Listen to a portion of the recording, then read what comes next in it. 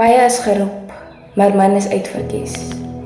Ek het al stemme gehoor, in kerke vol klank, in strate vol stof, in drome wat drup van begeerte, Here roep my.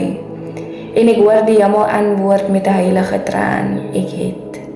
Maar jy verstaan die geroepene. Om geroep te wees is om op die rand van heiligheid te staan, maar om uitverkies te wees, dis om daaroor te val. Nie gemaklik nie, nie gewild nie, nie veilig nie.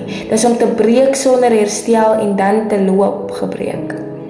Ek sien hulle, duisende met hande in die lug, maar voete wat nie wil stap nie. Die menigtes in wit klere, maar hulle harte roep steeds Egipte.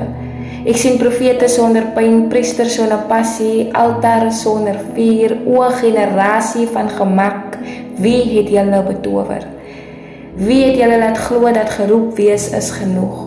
Jy wil die mantel hê, maar nie die vuur wat dit heilig nie. Jy wil preek, maar nie huil vir siele nie. Jy wil olie, maar nie die druk ervaar nie. Jy wil die kroon hê, maar nie die kruis nie. Jy sê jy's net mens.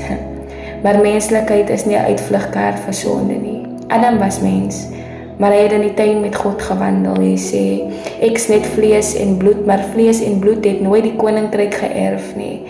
Dis tyd om op te hou skuil agter die verskoning van vlees. As die Gees in jou is, dan is jy nie net geroep nie, jy is verander, jy is vervul, jy is